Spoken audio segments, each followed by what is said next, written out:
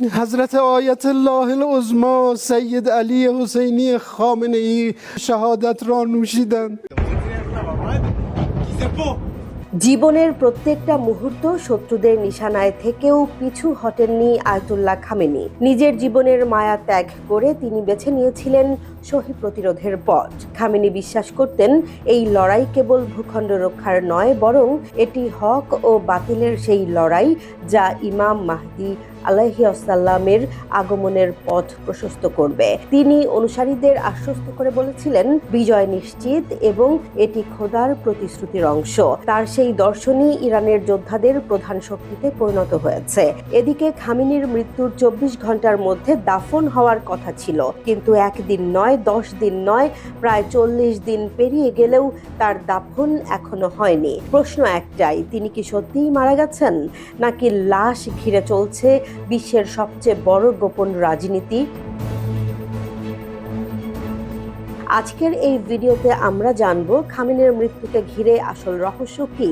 সবকিছুর শুরু 2026 সালের 28শে ফেব্রুয়ারি। সেই দিন যুক্তরাষ্ট্র ও ইসরায়েল যৌথভাবে ইরানের ওপর একটি সামরিক অভিযান চালায়। কোড নাম অপারেশন এপিক ফিউরি। অভিযানের পরপরই আন্তর্জাতিক সংবাদ মাধ্যমগুলোতে একটি চাঞ্চল্যকর খবর ছড়িয়ে পড়ে। ইরানের সর্বোচ্চ নেতা আলী খামেনি নাকি এই হামলায় নিহত হয়েছেন।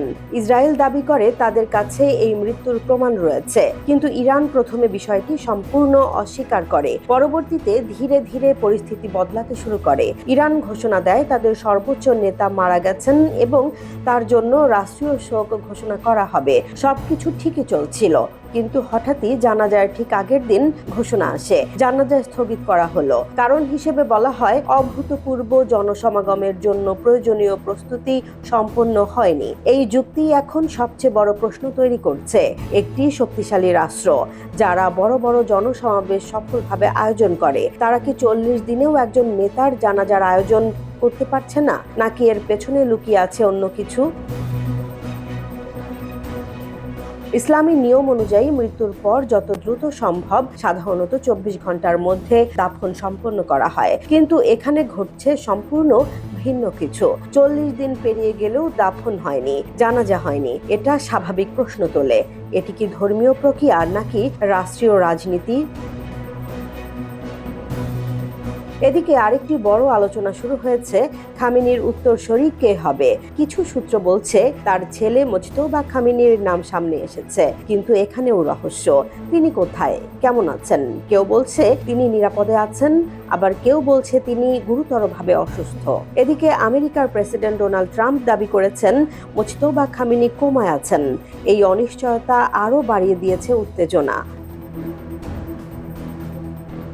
বিশ্লেষকদের ধারণা, দাফন না হবার একটি সম্ভাব্য কারণ হতে পারে নিরাপত্তা। যুদ্ধ পরিস্থিতিতে বড় জানাজা মানে লক্ষ লক্ষ মানুষের সমাগম। এতে শুধু সাধারণ মানুষ নয়, উচ্চপদস্থ সামরিক ও রাজনৈতিক নেতারাও একসাথে উপস্থিত থাকবেন। এটা হতে পারে অত্যন্ত ঝুঁকিপূর্ণ।